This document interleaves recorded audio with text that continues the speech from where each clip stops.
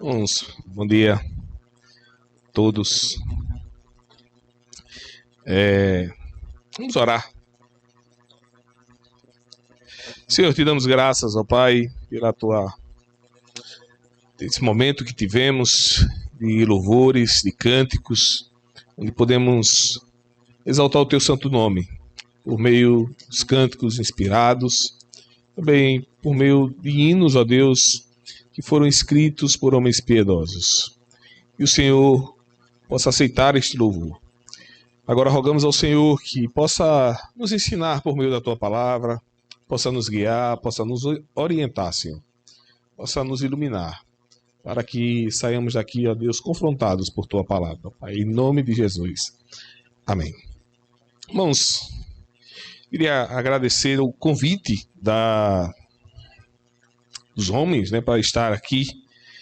É o terceiro encontro que eu participo, mas o primeiro que fui chamado para contribuir com a pregação, com uma palestra, né? Não uma pregação, uma palestra, apenas dando um entendimento sobre masculinidade, né? E parece que estávamos sintonizados, eu e Derivaldo. Eu não vou falar de conceitos, simplesmente como geralmente um estudo bíblico, mas vou pegar um exemplo de um homem pecador, piedoso, que cumpriu o seu papel de masculinidade bíblica. Porque muitas das vezes, e isso eu tenho acompanhado já falando na igreja para homens, né, sobre masculinidade, o primeiro argumento do homem é: isso aí é porque está lá em Gênesis, isso é o padrão, a gente é pecador, pastor. Isso aí está se referindo a Jesus Cristo. Nós não vamos conseguir chegar nesse padrão. Então a gente tem geralmente essa desculpa para fugir da sua responsabilidade. Então, assim como o pastor Derivaldo ontem, que pegou um exemplo de um homem pecador, piedoso, que cumpriu, né, o papel de masculinidade bíblica, eu vou fazer a mesma coisa hoje pela manhã. Estava pensando muito na figura do Boaz, né, lá em Ruth. É um homem piedoso e que cumpre fielmente o seu papel de masculinidade bíblica. Outra questão, que eu já estou delimitando a minha palestra para que os irmãos não fiquem muito ansiosos e digam: eu saí da palestra e criei uma expectativa e não foi tudo aquilo, né, que eu imaginava. Então o tema masculinidade bíblica é muito amplo, né? É muito gigante.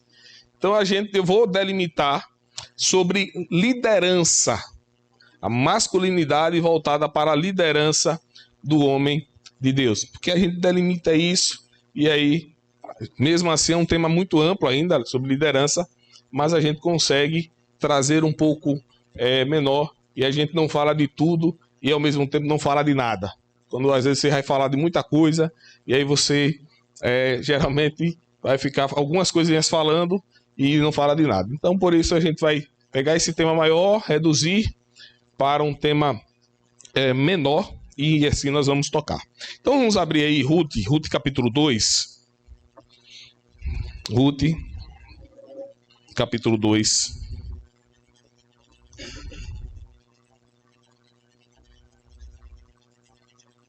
Nós vamos ler isso. Ruth 2. Diz assim: Tinha Noemi, um parente de seu marido, senhor de muitos bens, da família de Elimeleque, o qual se chamava Boaz. Ruth, a moabita, disse a Noemi: Deixa-me ir ao campo e apanharei espigas atrás daquele que me favorecer. Ela lhe disse: Vai, minha filha. Ela se foi, chegou ao campo e apanhava após os segadores.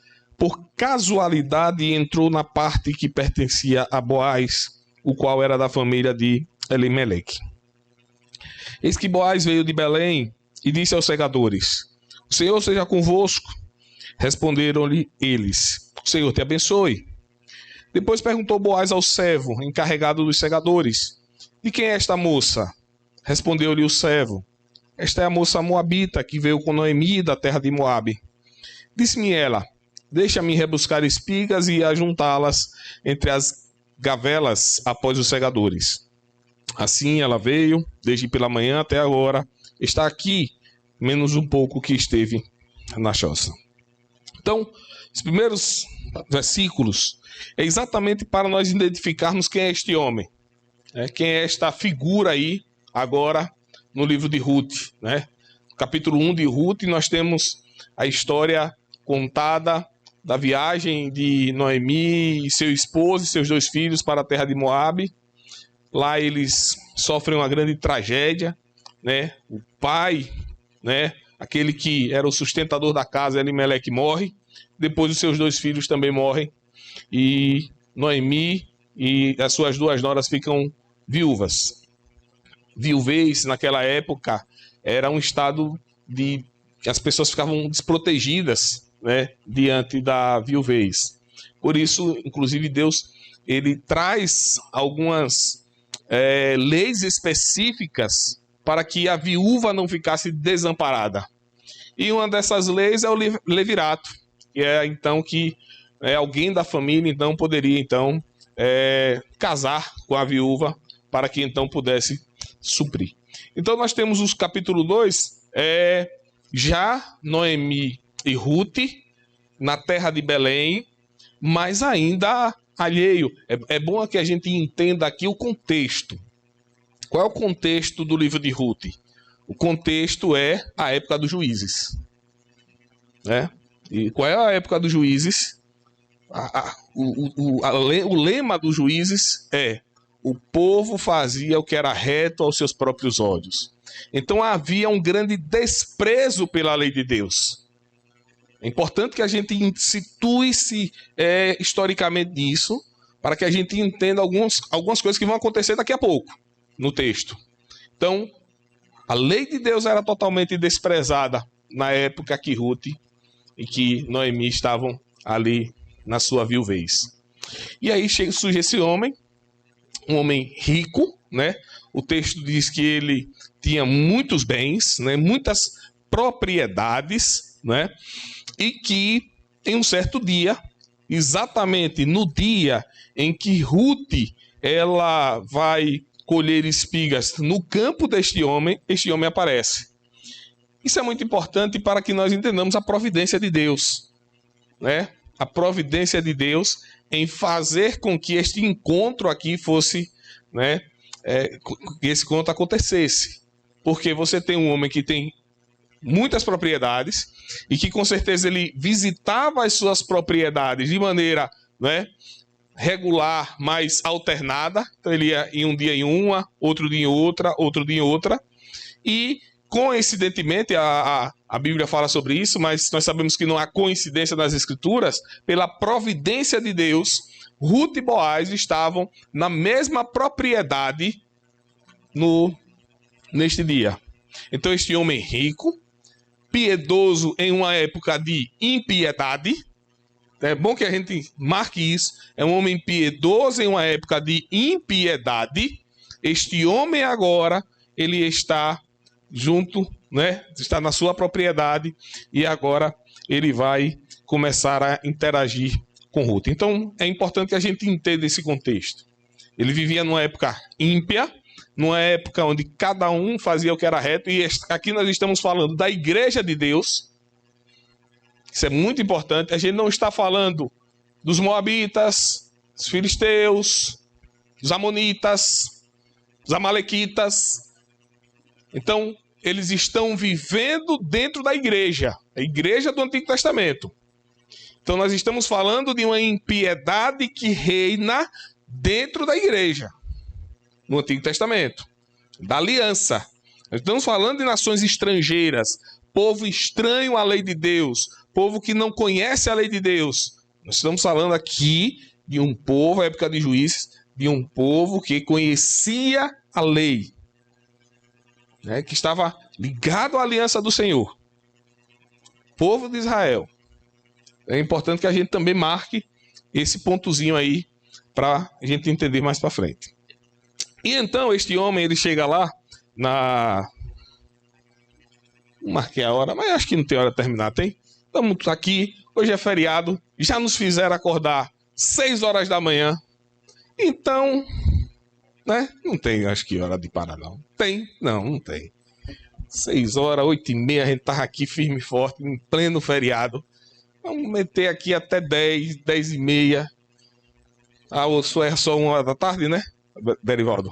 Então, vamos emendar tudo aqui agora. Então, a gente para só por uma água daqui a pouco. Viu? Então, irmãos, veja só. Deixa eu só... É brincadeira. Não vou fazer isso com vocês, não. Então nós temos aqui esse exemplo, né, desse homem que vem. E aí, ele vai lá e se encontra com Ruth. E aí eu quero que nós comecemos a ver os detalhes deste homem, como ele está fazendo. Perceba só que este homem, ele é diferente daquela época. Volto a repetir, ele é um piedoso no meio de um povo ímpio, no meio da impiedade. Povo de Deus, mas que está vivendo a impiedade. Povo, época obscura, né? Igreja do Senhor, sempre há esses momentos, né, de fracasso e declínio espiritual e de avivamento, de reforma. Então, a igreja do Senhor sempre passa por esses momentos, né? Então, Boaz, ele está lá. E como é que Ruth é mencionada nos versículos anteriores? Quem sabe? Quem leu aí? Como é que os funcionários de Boaz chamam Ruth? Como é? Moabita. Isso, tão afiado. Depois de um café da manhã desse e acordar às 6 horas da manhã, a mente desperta que não é mole. Então, veja só. Moabita. Mas olhe agora o tratamento de Boaz. Perceba só. Versículo 8. Então disse Boaz a Ruth: ouve, filha minha. Perceba só que Boaz não chama a Ruth de Moabita. Perceba que Boaz, ele não usa um termo, né, pejorativo aqui, porque Moabita era sinal de que essa é estrangeira. Essa não é das nossas, essa aí está no nosso meio, mas ela não é das nossas não, ela não faz parte da aliança, ela não é de Israel. Boaz não. Boaz chama Ruth de filha minha, porque ele sabia quem era Ruth, e nós vamos ver daqui a pouco, no decorrer do texto. Então perceba, irmãos, primeira coisa que você vê, o homem de Deus, ele trata o próximo diferente. Ele não vê Ruth como uma estrangeira. Ele não vê Ruth como uma pessoa sem nome. Ele vê Ruth como uma pessoa igual, criada à imagem e semelhança de Deus. Muitas das vezes nós temos essa dificuldade de olharmos para o outro com um olhar igual, não achando que nós somos superiores, né? Não achando que nós estamos em uma condição maior. Não, Boaz, como um homem rico, como um homem próspero, ele podia simplesmente não falar com Ruth. É só mais uma viúva, ou mais um estrangeiro, ou mais um pobre, porque existiam leis para essas pessoas no Antigo Testamento que está colhendo aqui no meu campo. Ele poderia muito bem nem se dirigir àquelas pessoas. Ele poderia chegar muito bem e ir para o escritório. Nem falar com as pessoas. Mas perceba, irmãos, que Boaz, ele é diferente. Ele é um líder que ele se preocupa com os seus inferiores. Perceba que ele chega, ele fala com seus funcionários. Veja só que o diálogo de Boaz com seus funcionários é muito interessante. Veja só que ele chega e ele diz: o Senhor seja convosco.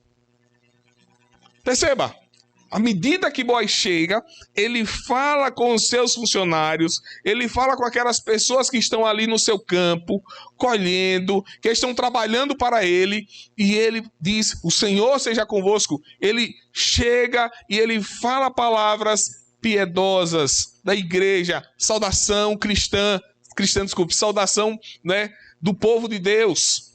Cristã é depois, né? Paz do Senhor. Ou então graça e paz para os presbiterianos, né? Pentecostais, a paz do Senhor. Os presbiterianos, graça e paz, né? Então, perceba só.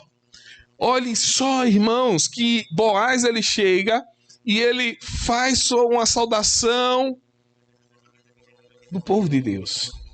Ele vai falar com seus funcionários. Perceba, ele é dono de muitas propriedades, ele é senhor. Ele não chega dizendo, vocês estão trabalhando mesmo? E aí, como é que tá a lavoura? Tá bem? Como é que tá aí a produção? Vocês estão trabalhando? Olhe, senão de noite eu corto seu dinheiro, viu? Então perceba que a preocupação de Boaz é chegar, saudar os seus funcionários e saudação de maneira piedosa. Os seus funcionários respondem de maneira piedosa. O Senhor te abençoe. E aqui, irmãos, nós começamos a ver como este homem, então, ele lidera os seus, não como alguém superior, e ele é superior, ele está investido de autoridade, porque a pessoa que é dono de muitas propriedades, e ele tem funcionários, e ele tem pessoas que estão trabalhando por ele, ele está alçado na posição de autoridade, mas ele entende que a posição de autoridade que ele tem é para abençoar as pessoas. Não é para ser servido. Não é para que as pessoas olhem para ele e comecem então a exaltar, a colocar ele. Mas ele entende claramente que a posição de liderança dele é para abençoar as pessoas. E os funcionários dele sabem disso, né? Nós vamos começar a ver novamente no nosso país uma guerra antiga, né? Qual é a guerra? Funcionário contra patrão. Funcionário contra patrão. Funcionário diz que nada, rapaz, eu ganho muito pouco. Meu patrão tá rico, meu patrão tá tocando de carro. A ideia é essa mentalidade de que o patrão é alguém odiento. E aí ele trabalha para quebrar a firma dele. Não trabalha direito, rouba hora, passa a maior parte do tempo no celular. Então nós temos dois tipos de pessoas aí, de masculinidade.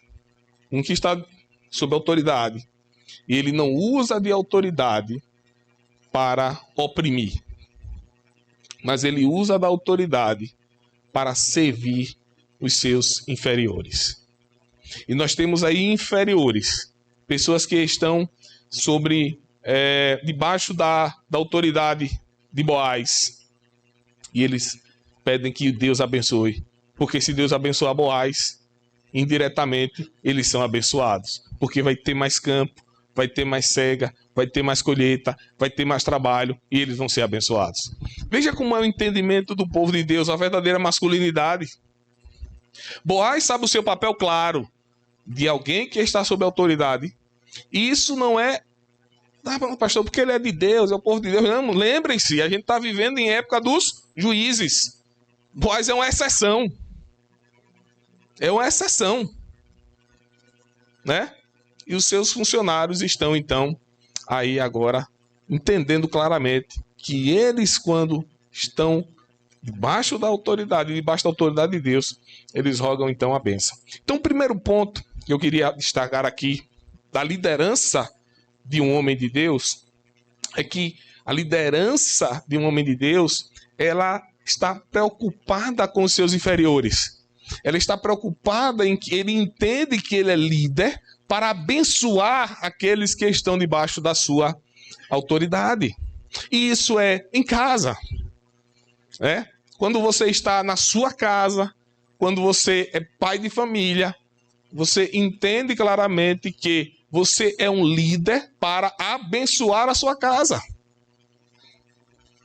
Você tem que olhar para o seu inferior, entendendo que claramente você está colocado ali diante de Deus para entender que ali não existem pessoas menores que você.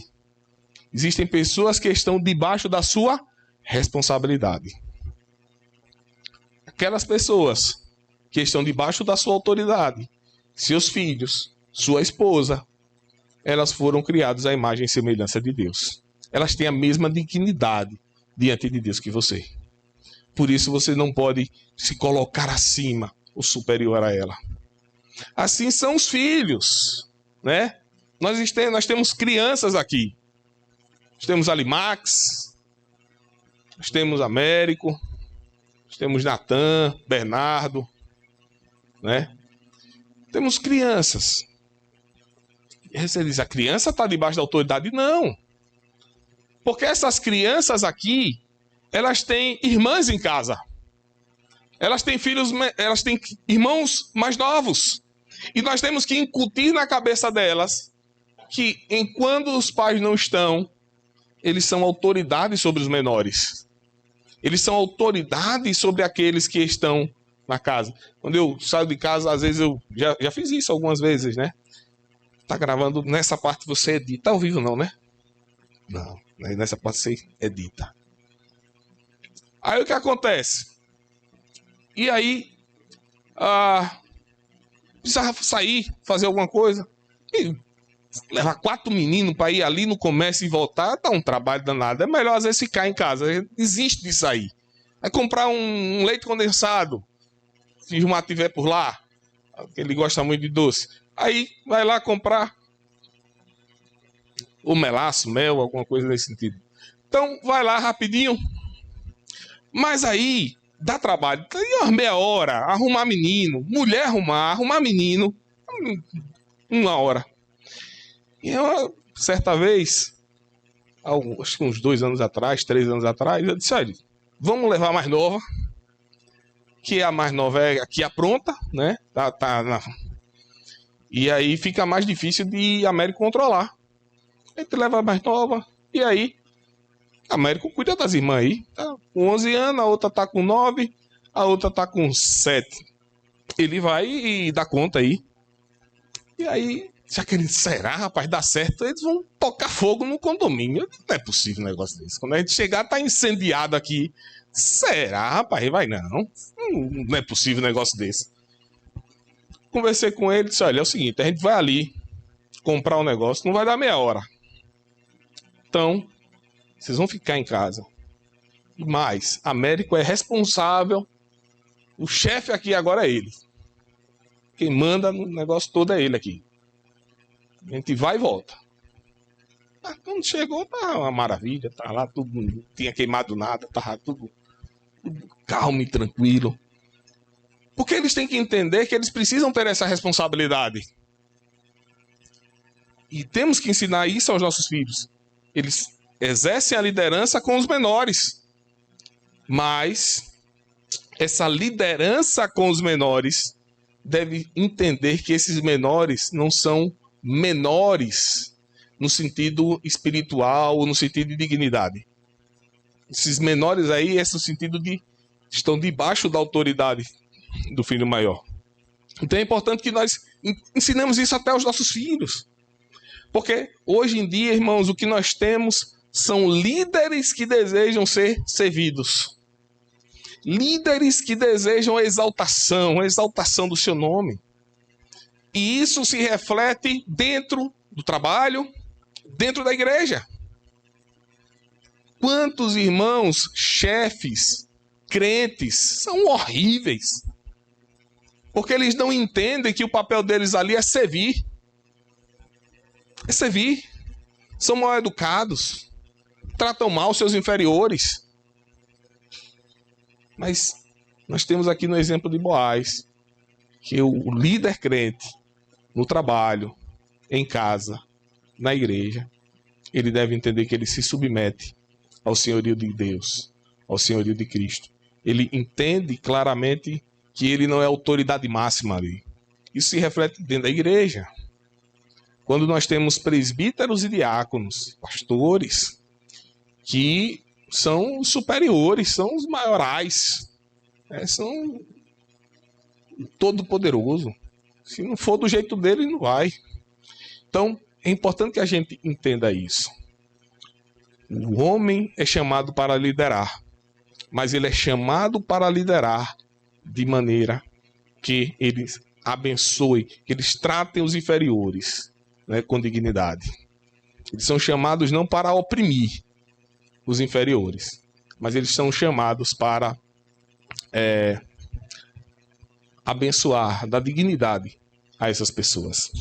Segundo ponto da liderança de Boaz, ainda nessa liderança servil, nessa liderança de um homem que serve, está no cuidado dele com os pobres. Nós vimos isso no cuidado dele com os inferiores, mas nós vamos ver agora o cuidado dele com os pobres, com os necessitados. Veja só o que acontece com ele e com Ruth. Vamos dar um pulo aí, a gente vai voltar daqui a pouco para esse versículo 8, mas vamos dar um pulo aí.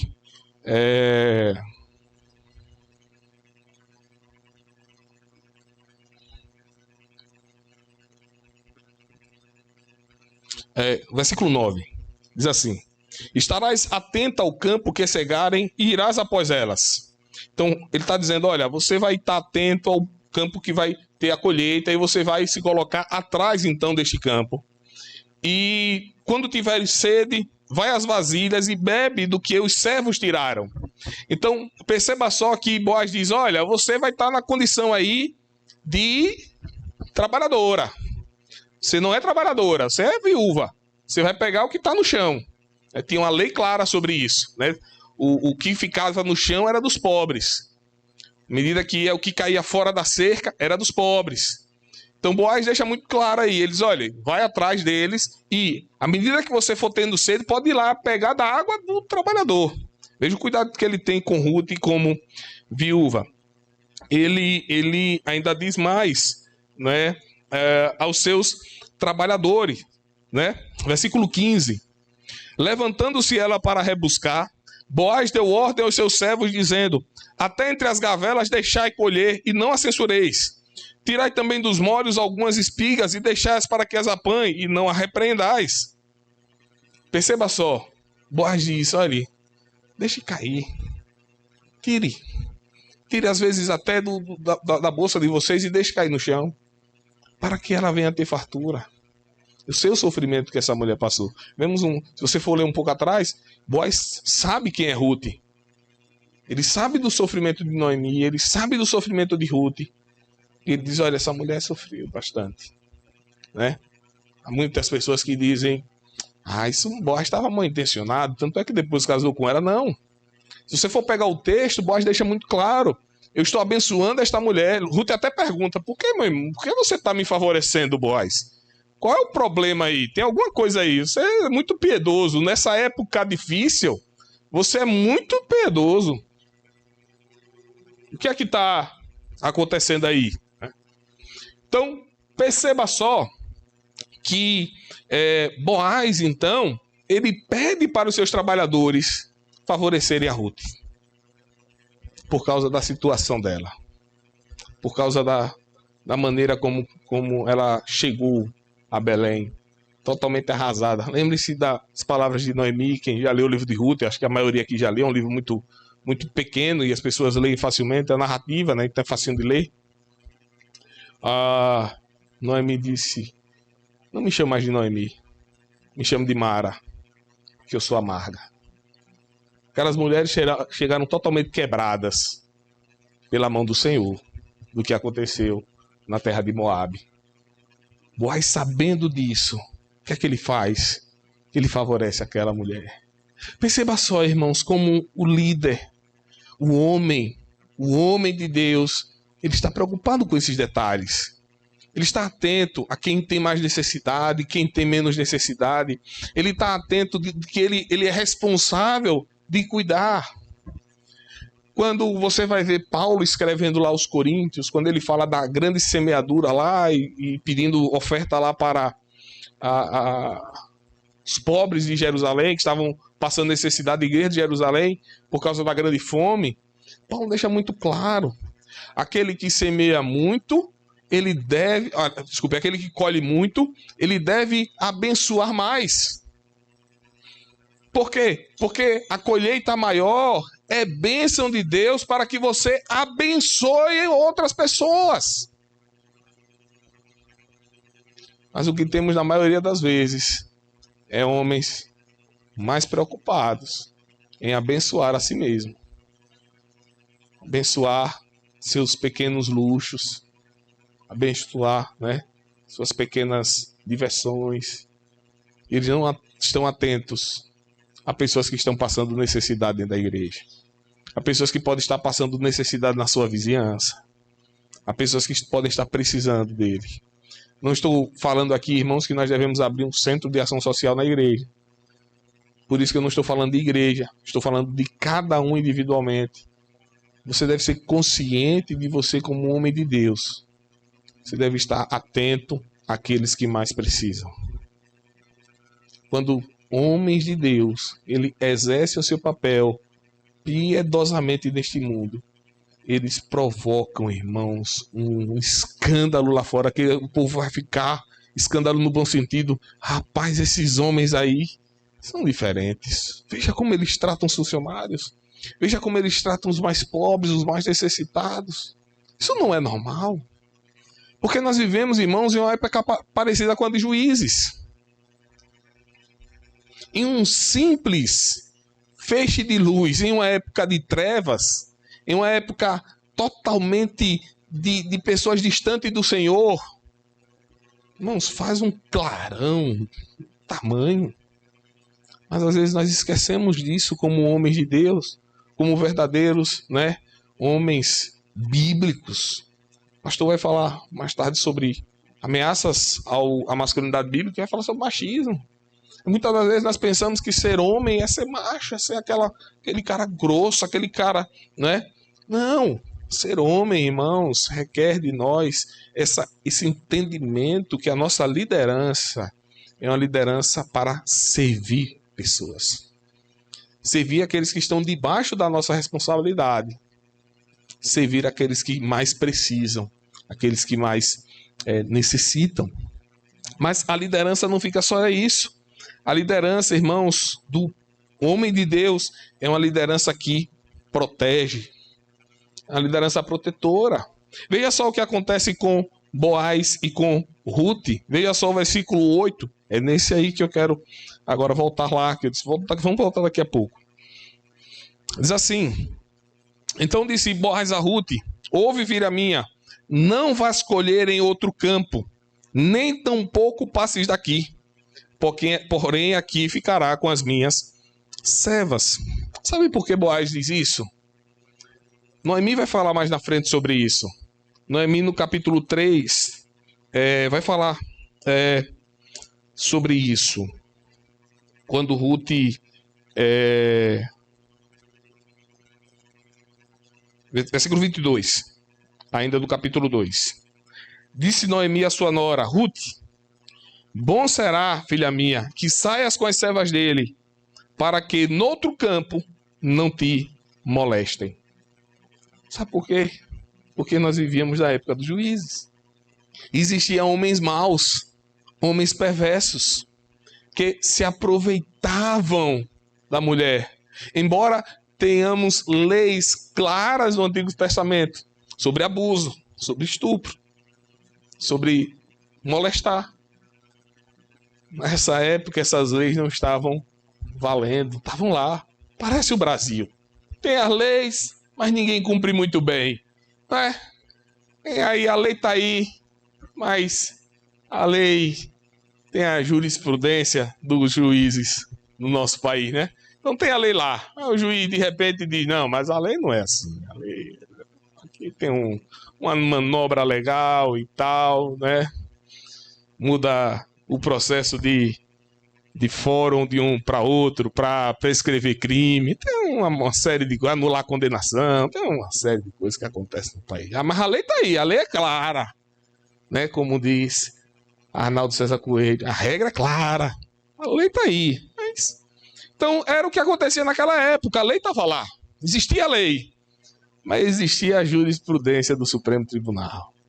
Aí o cara, né? Já vai, Ailton. Fica aí. Então, perceba só. A lei é clara. Mas o que acontecia era que os homens, então, deturpavam a lei. Eles rasgavam a lei de Deus. Eles faziam o que era reto ao seu próprio coração. E essas mulheres corria o risco. Quem ia brigar por elas? Viúvas. Não tinha marido, tinha família. Facilmente essas mulheres eram molestadas, eram abusadas e ninguém olhava por elas.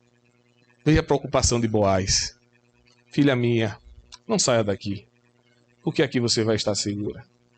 Aqui você está em segurança. Eu vou dar ordem, fique do lado das minhas servas, fique do lado das minhas funcionárias, das minhas empregadas, porque você vai ser respeitada. Perceba só, irmãos, que nós temos aqui um homem que protege fisicamente as pessoas que estão oprimidas, que estão em situação de vulnerabilidade. É aquilo que o pastor Derivaldo falou ontem sobre José. José, ele protege Maria até a sua, o nascimento de Jesus Cristo. Perceba só, ele poderia, é minha mulher, eu tenho meus direitos, né? E nada impedia, né? Mas não, ele respeita. Muitas pessoas, irmãos, eles abusam de pessoas que estão em vulnerabilidade. Pode olhar que a maioria dessas meninas que são geralmente tem filhos precocemente, geralmente tem alguma coisa, você pode ver que na cabeça dela não tem muita coisa não. E o que é que acontece? Tem os gaviões da escola que vão lá e seduzem e fazem os filhos e deixam para lá porque eles não protegem. São moleques, são homens de verdade.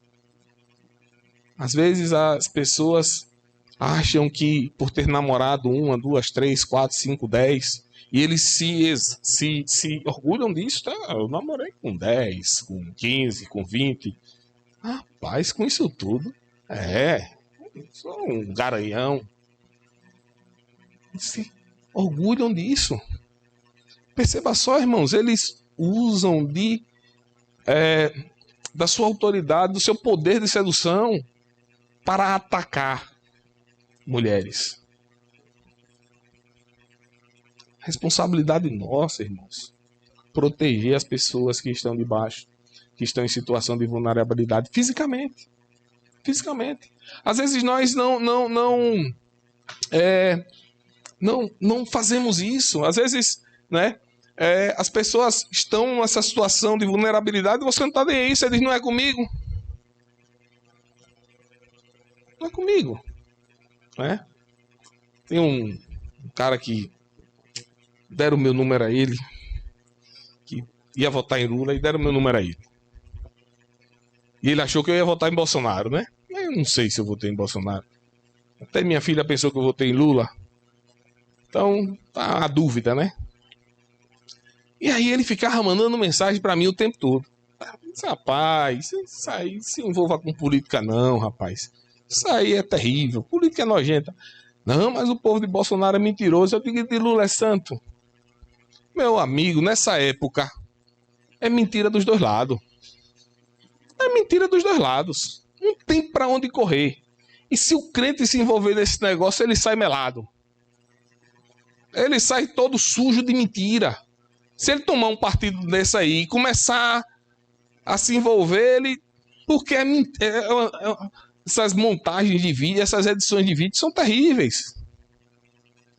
Em suma, né? Aí, tocando no assunto e tal.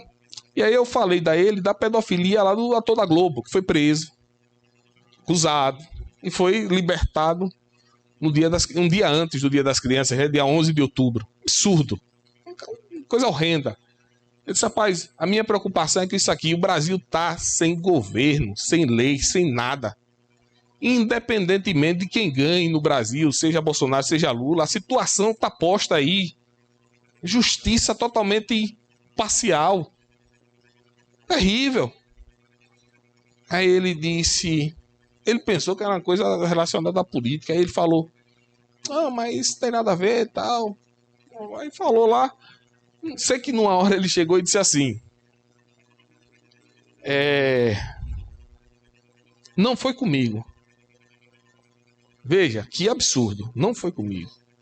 Esse de fato. A gente só deve se preocupar quando isso acontecer com as nossas filhas. Então é filha dos outros, nem preocupa nada. Deixa pra lá. Agora, quando for com as nossas filhas, ele tem filha e eu tenho filha, aí a gente tem que se preocupar. Veja que absurdo isso. Não, nós como homens, irmãos, nós devemos entender que nós devemos proteger as pessoas que estão em situação de vulnerabilidade. Você está passando numa rua, você está passando em um lugar e está acontecendo, você é responsável, você é homem, né? O homem bíblico ele está preocupado com essas coisas, de aconselhar jovens, com cuidado, obviamente, né? Para que nem você também seja tentado a fazer alguma coisa, né? Mas aconselhar, minha filha, o caminho não é esse e tal. Então nós temos essa responsabilidade, irmãos, de proteger fisicamente as pessoas que estão nessa situação. E Boaz fez isso. Boaz estava atento a essa situação, não é? Então, é responsabilidade de nós como homens estarmos atentos a isso. É responsabilidade nossa, irmãos, protegermos moralmente. Moralmente. Não só fisicamente. Veja só a estratégia de Noemi. Nesse capítulo 3.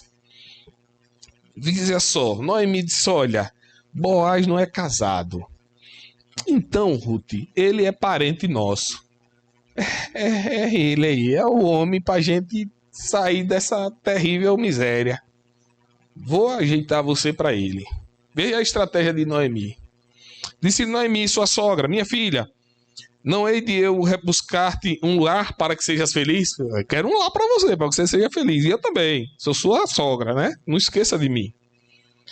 Ora, pois, não é Boaz na companhia de cujas servas estivesse um dos nossos parentes? Eis que esta noite a limpará a cevada na eira. Ele vai estar lá de noite. Banha-te, banhozinho cheiroso, né? E aqui tomou banho hoje? Levanta a mão então. Isso, para ser contado, tem uma galera aqui na chegada. Tem alguns aí. Tem uns que não limparam direitinho, não.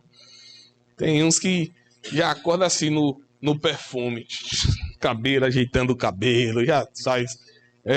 O bicho aí é desenrolado. Ainda mais no ar-condicionado dormindo. Aí é que o cara de manhã acorda. Negócio de banho pra quê? Aí a gente foi pra Poço Redondo no calor e não tomou banho. Vamos voltar pro texto. Então, o que é que Ruth diz? Banha-te, toma um banhozinho, perfume, unge-te, perfumezinho bem cheiroso, coloque o melhor vestido e vá pra lá, desce a eira, o negócio é lá. Porém, não te des a conhecer ao homem. Finja que ele não conhece. Boaz conhecia Ruth. Disfarce. Fique disfarçada lá. Até que tenha acabado de comer e beber. Quando ele repousar, notarás o lugar em que ele vai se deitar. Ele vai para lá. Então você vai chegar e vai descobrir os pés dele e você vai deitar. E ele te dirá o que deves fazer. E assim Ruth fez. Ruth foi lá, fez tudo direitinho e tal, né? E aí diz o versículo 8. Sucedeu que pela meia-noite, assustando-se o homem, né? Vou pegar do 6, né? Vamos continuar. Então foi para a eira e fez conforme tudo quanto sua sogra lhe havia ordenado. Havendo, pois, Boaz comido e bebido, e estando já de coração um tanto alegre, veio deitar-se ao pé de um monte de cereais. Então chegou ela de mansinho e lhe descobriu os pés e se deitou. Então ele tomou um vinhozinho. Não sei se é suco de uva aí, de repente pode ser. Mas deixou ele ficar alegre, então não é suco de uva. Não é maguari. Mas deitou lá. E aí o que acontece? Então Ruth vai lá, deita, faz como Noemi mandou. Meia-noite, Boaz acorda. Sentou-se. Estava lá a mulher deitada. E ele pergunta, quem és tu? Ela respondeu, sou Ruth, tua serva. Estende a tua capa sobre a tua serva, porque tu és resgatador. Veja que facilidade. Está lá uma mulher em uma época em que a lei de Deus não estava sendo cumprida. No leito dele, só esperando. Hein? Que situação difícil, hein? O cara tá lá, solteiro. Deve ter um homem aqui, deve ser um homem já de uma boa idade, porque ele é dono de muitas propriedades. Um homem maduro. E tá nessa situação aí. Uma mulher deitada nos seus pés. Perceba só, irmãos. Boaz tinha tudo para abusar de Ruth. Para usar da fragilidade de Ruth. Ruth estava lá oferecida. Como diz Luiz Gonzaga, facinha, facinha. Né? Tem a música de Luiz Gonzaga que ele diz assim, né? Facinha, facinha. Tá lá. O que é que Boaz faz? Boaz disse, não é assim, minha filha. Eu não posso.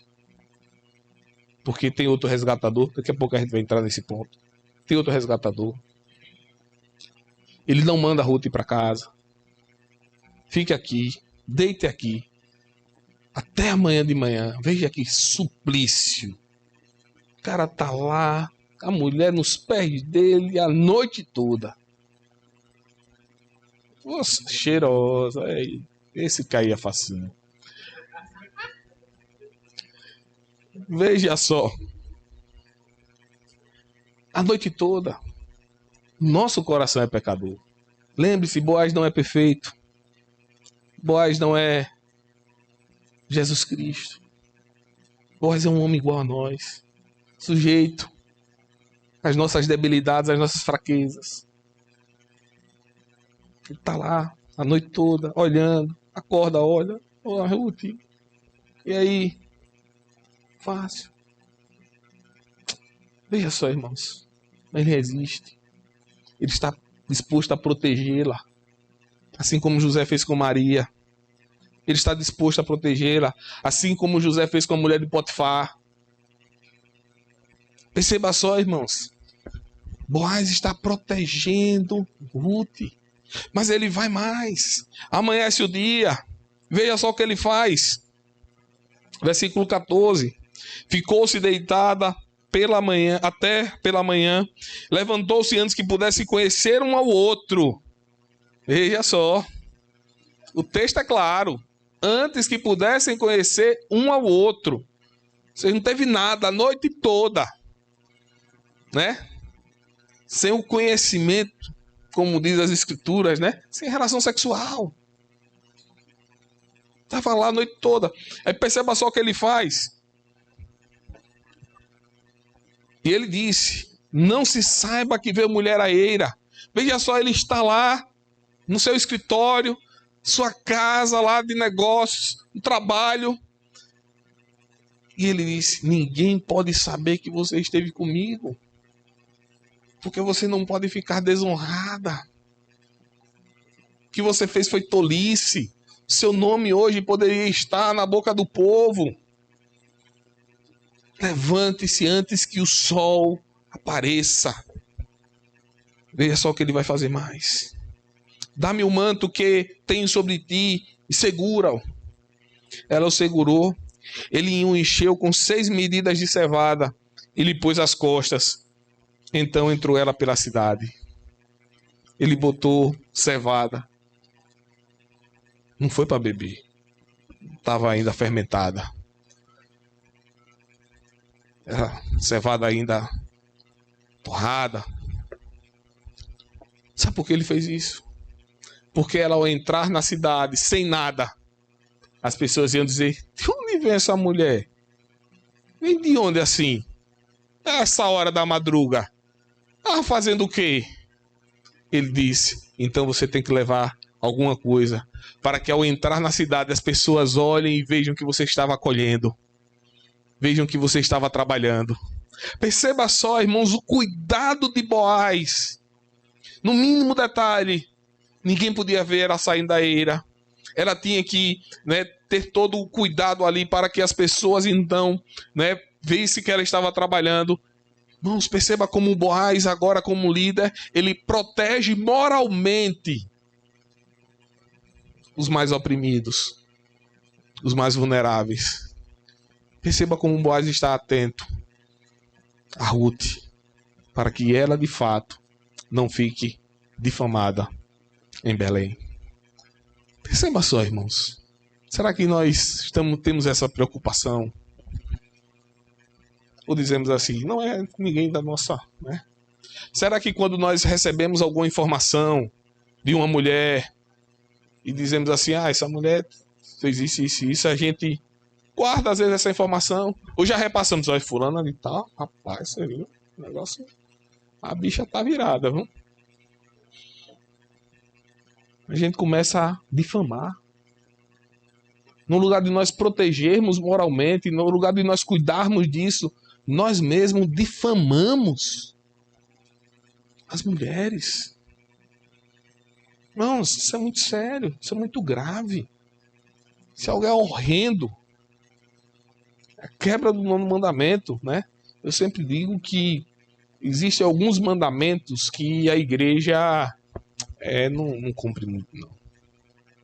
Né? Existem uns que a gente cumpre. Aí, o cara adulterou. É excomungado, morto, sepultado, expulso da igreja, não volta nunca mais. 7º mandamento. Né? 7º mandamento. Mas aí o sujeito é um fofoqueiro.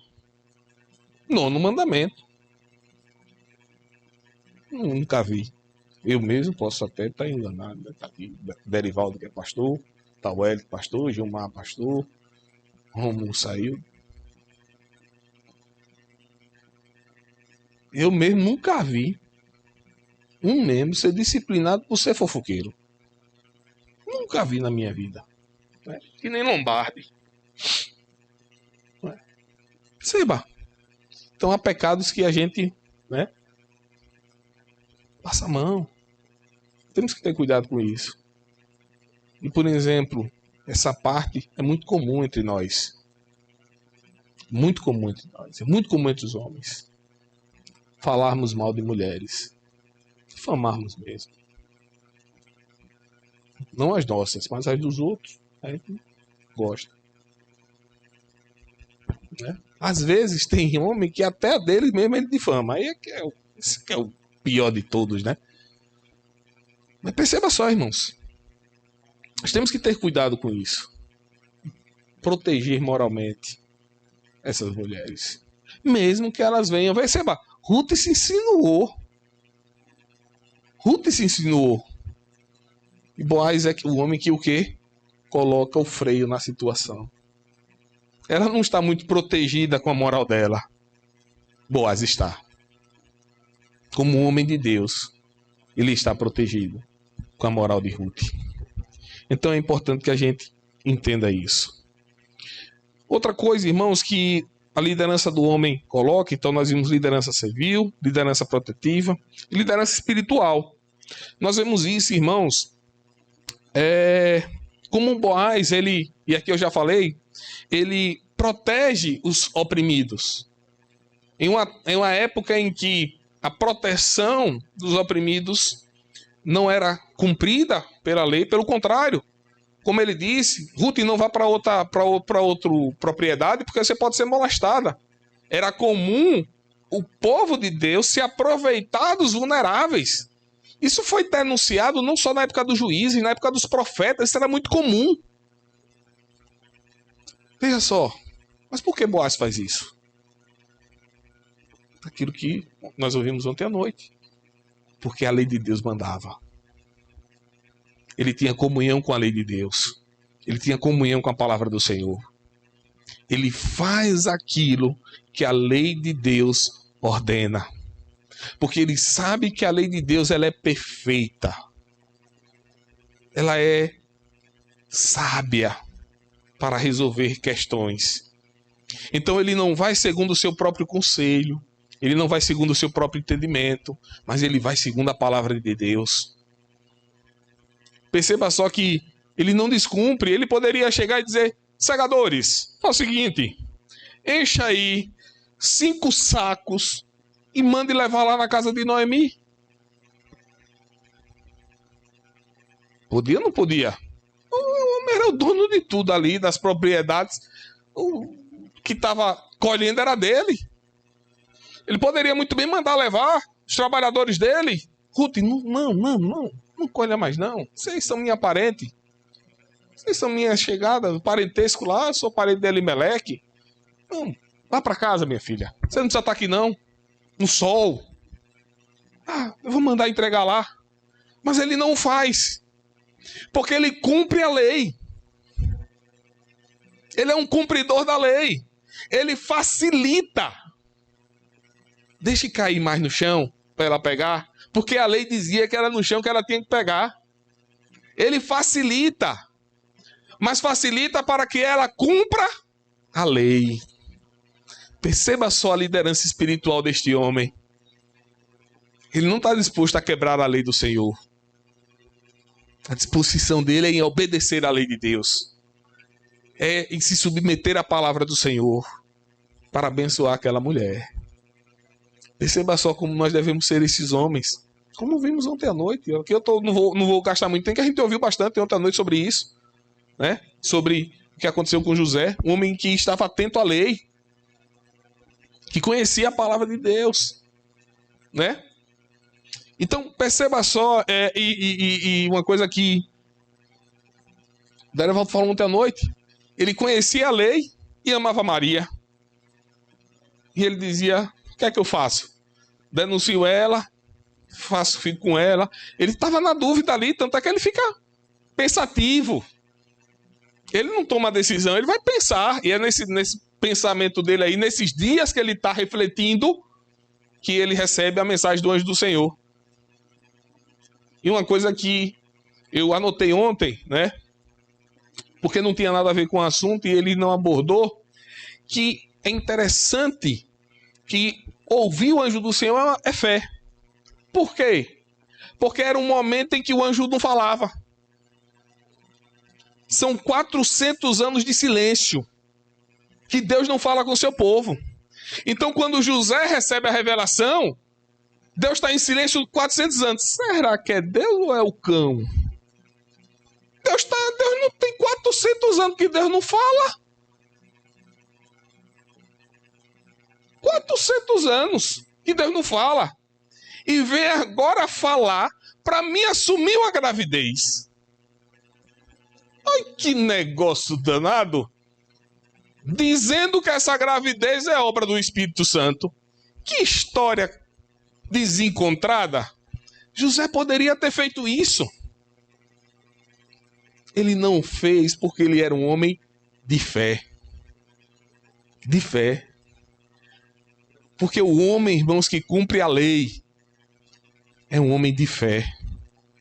As pessoas, às vezes, tentam fazer uma separação entre lei e fé, entre lei e graça. Como se fosse, né, a letra mata. O pessoal diz aí, né? Tem muitos que dizem, a letra mata, né? A gente pode cumprir a lei. A lei, para que a lei? Não, a letra mata. É o Espírito que vivifica. A gente tem que viver pelo Espírito. Como se fossem coisas separadas.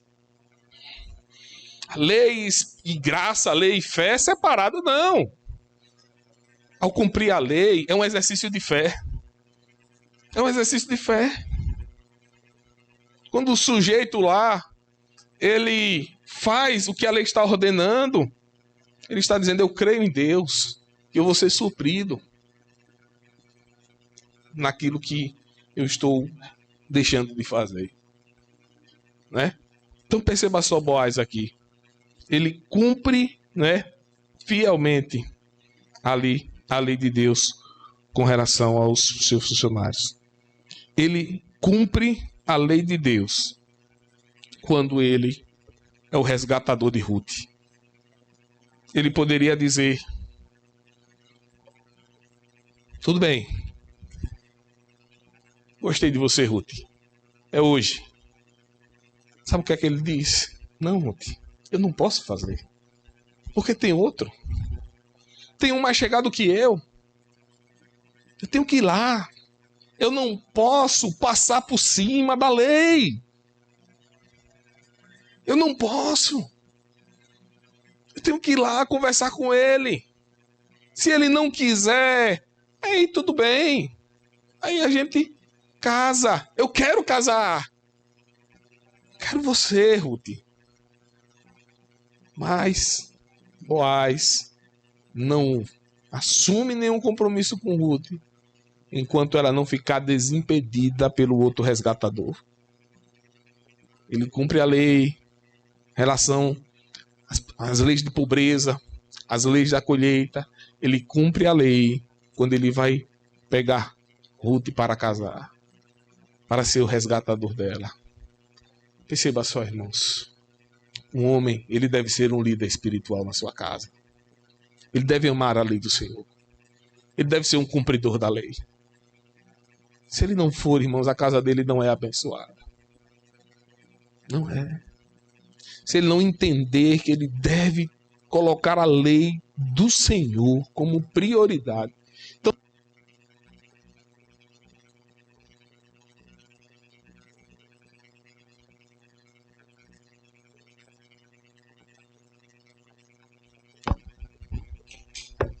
vou acabar para eles recarregarem o microfone. Então, e a gente tomar uma água. Então, perceba só. Boaz, irmãos, ele entende que a lei é que vai lhe abençoar. Como vimos ontem na citação do Salmo 1. Bem-aventurado é quem? Quem medita na sua lei dia e noite. Seu prazer está nela, a lei do Senhor. Jesus Cristo diz: se me amais, guardai os meus mandamentos. Um líder verdadeiro, um homem verdadeiro, ele ama a lei de Deus. Ele ama a palavra do Senhor. Se ele despreza a palavra na sua casa, sua família, não espere boa coisa da sua casa e da sua família. Ele vai educar os seus filhos no caminho do Senhor. Lá em Deuteronômio fala sobre isso, que nós devemos inculcar a lei de Deus. Aquela palavra ali é uma palavra estranha, né? Ela fala de abrir a cabeça e colocar dentro. Inculcar isso e abrir a cabeça. Esse é o entendimento que Deus está ordenando. Então, irmãos, seja um líder verdadeiro na sua casa. Seja um líder verdadeiro na sua igreja. Seja um líder verdadeiro no seu trabalho. Que a palavra do Senhor, a lei de Deus, não se aparte de você. Quando Josué, grande líder da conquista de Canaã, que conduziu o povo a entrar em Canaã, ao entrar em Canaã, quando ele está se preparando, melhor dizendo, para entrar em Canaã, o que é que Deus diz a Josué? Não se apartes desse livro da lei, nem para a esquerda, nem para a direita. Nós vivemos em Canaã. Nós vivemos em Babilônia. Nós vivemos na época dos juízes, onde o temor do Senhor está muito distante da igreja, do povo. Basta ver a quantidade de pessoas nas reuniões de oração. Basta ver a quantidade de pessoas nos estudos bíblicos. Basta ver a quantidade de pessoas por aí, procurando, perambulando por igrejas. Hoje está numa igreja, amanhã está em outra. Boa parte disso, irmãos, são pessoas que não têm a lei do Senhor como sua prioridade. Vivem por sensações, por experiências. O verdadeiro líder, ele entende que a palavra do Senhor está em primeiro lugar. É que vai permear a sua casa. Até porque a nossa autoridade não é uma autoridade absoluta. É uma autoridade que vem do Senhor. E se nós queremos ser verdadeiros líderes, fiéis ao nosso chefe, a gente tem que se submeter às suas ordens, seus estatutos, suas leis, seus decretos. A gente se submete a isso, irmãos. Somos líderes rebeldes. Líderes rebeldes, que estamos em rebeldias, traidores da nossa pátria celestial, do nosso rei. Então que sejamos esses homens verdadeiros, esses homens fiéis, líderes que servem, que estão dispostos a se submeter, a olhar para o necessitado, a olhar para o pobre, a olhar para aqueles que estão abaixo de nós, com um olhar igual, com um olhar de cuidado. Líderes que protegem as nossas casas, protegem as nossas famílias. Líderes que guiam os seus liderados, segundo a palavra de Deus. Que sejamos esses líderes, esses homens verdadeiros. Homens verdadeiros se fazem assim. Não é tomando cerveja, tomando uísque. Porque tem gente que pensa assim, né? Que crente reformado é assim. A gente está vivendo essa cultura, né? Fulano de tal ali, né? Crente e tal, é reformado, é porque ele faz isso. Quero ver ser crente assim, ser líder, ser homem de verdade assim. E se não for assim, é molecagem. Molecagem. Um homem verdadeiro não se confia nessas coisas. Ele se confia exatamente nesse papel de liderança bíblica, de masculinidade bíblica. Isso é o mundo que faz. Transforma a maturidade nessas coisas que não é verdadeira maturidade. E aqui eu não estou dizendo, não estou entrando no meio da questão, estou dizendo que há grupos assim hoje na igreja reformada, na igreja presbiteriana, achando que isso é maturidade cristã. Não é. Verdadeiramente não é. Maturidade cristã é esse perfil de liderança, de homem de Deus, que nós temos aqui. Se nós tivermos nas nossas igrejas homens assim, meus irmãos, a bênção chegou. Você vai ver um avivamento em nossas igrejas. Porque você vai ter homens de fato, de verdade, biblicamente alicerçados para conduzir o rebanho do Senhor, para conduzir suas famílias. E o impacto disso na sociedade, no mundo, será extraordinário. Nós estamos vivendo agora essa época de política que tem muita gente que chorou porque Bolsonaro não ganhou. A verdade é essa. Mas, irmãos, a mudança não vai vir do presidente. Não vem. Principalmente de um presidente que não é cristão, né? É do cão. Né? Jesus diz o quê? Filho do diabo, né? Ok. Os dois são. Como é que a gente vai explorar a mudança de um homem desse? Quer mudar o Brasil? Faça como Boaz. Seja um homem de verdade. Você vai ver a mudança na sua igreja, na sua cidade, no seu local de trabalho. Seja um homem assim. Você vai ver a mudança começar poderosamente no Brasil, quando a gente tiver homens assim em nosso país. Que Deus nos abençoe.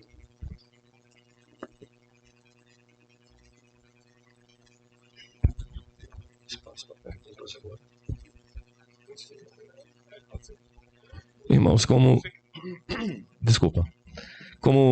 programado, nós temos um espaço para perguntas agora, enquanto o pastor bebe uma água aqui, hidrata as pregas vocais. Né? Algum irmão tem alguma pergunta que gostaria de tratar? Se sim, levanta o braço aí para a gente levar o microfone, então anota em um pedaço de papel que a gente transmite a pergunta aqui. Tem alguém? Presbítero William.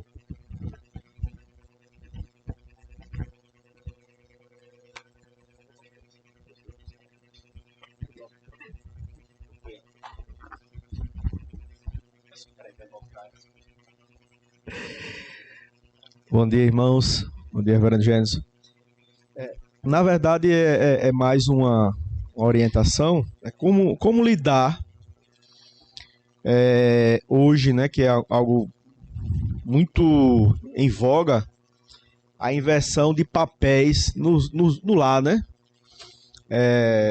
Às vezes por circunstância, e às vezes por conveniência.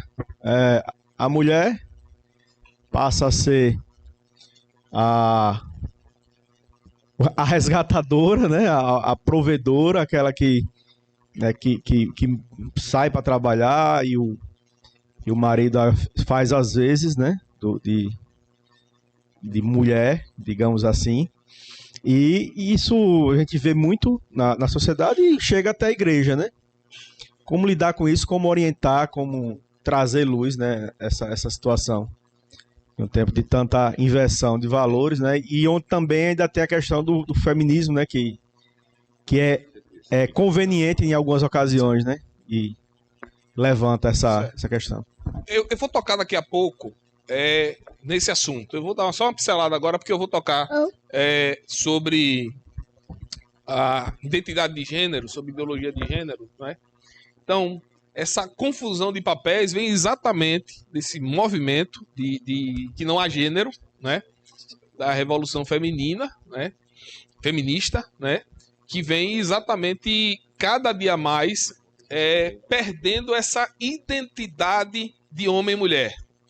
Então, com isso, vai haver essa inversão de papéis, né? Vai haver esse momento, essa confusão que nós estamos vivendo nisso. Porque o grande ponto aí, eu vou abordar daqui a pouco, é que a gente às vezes pensa só em identidade de gênero relacionado a mudanças relacionadas ao homossexualismo, ao transexualismo. Mas o cerne da identidade, quando ela começa a ser lá na década de 60, 70, ela vai exatamente abordar essa questão da não há diferença de papel. Somos iguais. Né? É a questão da revolução feminista, é exatamente para abordar isso. E aí começa a ter essa inversão de papéis, né? Dentro das famílias, né? Onde as mulheres assumem um papel de autoridade e os homens então vão se submeter a isso. Então como resolver isso? É buscar a palavra do Senhor, né? É fixar esses conceitos bem claros, né? No seio da família, né? Então, isso não significa dizer que a mulher é inferior ao homem, e aí foi bem tratado isso, como Boaz ele trata a Ruth. A mulher ela não é inferior em dignidade, mas ela tem a mesma dignidade. Mas quando Deus cria homem e mulher, ele cria uma unidade, porque todos eles são criados à imagem e semelhança de Deus. O homem é criado à imagem e semelhança de Deus, a mulher é criada à imagem e semelhança de Deus. Então há uma unidade na humanidade e há uma diversidade. Ou seja, nós temos homem e mulher criados à imagem de Deus, mas que Deus então traz papéis distintos. Então nós temos que fundamentar esses conceitos no seio da família. Cada dia mais isso vai ser confrontado. Isso não é uma questão partidária. O problema, às vezes, é que nós achamos que isso é uma questão partidária. Não. Isso é uma questão de um avanço do mal, né? Um avanço dos pensamentos contrários à palavra do Senhor, né? No mundo todo, exatamente para que haja essa confusão familiar. Então, o que nós temos que mostrar, e isso bem mostrado, é essa necessidade de que há papéis distintos, né? Há papéis de homens e mulheres distintos. E que esses papéis, eles não anulam esta unidade espiritual. Ou seja, homem e mulher, eles são iguais diante de Deus. Eles são criados à imagem e semelhança de Deus. A mulher não é inferior ao homem, né? Ela não é menos inteligente, ela não é menos capaz, né? Não. Ela tem criado da mesma maneira. Agora, há papéis distintos que devem ser respeitados, né? Isso, questão de trabalho, e isso provoca, irmãos, algo, né? Só para terminar, a minha esposa viu uma situação que ela achou aquilo um absurdo. Uma mulher trabalhando como carregadora da Coca-Cola. Não é carregadora, acho que não sei como é o nome que se dá. Hein? É esse mesmo? Não, no caminhão. Uma mulher. E aí ela vendo a mulher carregando aquelas caixas. E aí ela disse, num supermercado, né? Descarregando no supermercado. Ela foi comprar, ela disse. E a pessoa do supermercado não ajudou. Eu digo, não, foi ela que quis trabalhar disso. Acho que nem pode fazer isso. A pessoa do supermercado ajudar. Eu disse, não, ela quis. E é exatamente nessa pegada aí de que os papéis são iguais. Nós temos essa igualdade. Então ela vai trabalhar de pedreira, ela vai trabalhar de carregadora, ela vai trabalhar de tudo. Então essa questão aí, quando ela não é bem trabalhada, quando ela não é bem sedimentada, nós temos essas aberrações que vamos ver e vamos escandalizar. Vamos ficar assim, rapaz, como uma mulher está fazendo isso? E os homens estão vendo e não fazem nada. Mas ela que se submeteu a isso. Então nós temos que trabalhar esses conceitos, né, fortemente com os nossos filhos, na nossa igreja. Caminhoneiras, isso. Ali não é nem força, porque hoje em dia é tudo hidráulico, né? Ali é mais fácil do que um carro desse que nós dirigimos, mas é perigoso. Assalto, tal, é perigoso, né? Irmãos, vamos dar prosseguimento. Acatando a sugestão aqui do irmão Joel, os irmãos têm acesso à internet, então, havendo perguntas durante a palestra do pastor, vocês podem já fazer essas perguntas diretamente no WhatsApp. E aí a gente vai ler no momento oportuno, tá? Assim que terminar a segunda palestra. Mas antes disso, alguém tem mais alguma pergunta sobre o tema abordado? Não? Pastor, você continua? Dá um intervalozinho pra gente tomar uma água, né? Ir no banheiro, quem quiser. Isso, lavar o rosto. 15 minutinhos. Ia falar 5, isso. Tá 5, sendo generoso. 5, Então vamos dar 10, nem 5 nem 15. 10 minutos pra gente fazer isso, pra a gente começar. São 10 horas, irmãos. 10 e 10 aqui de volta, tá bom? Obrigado.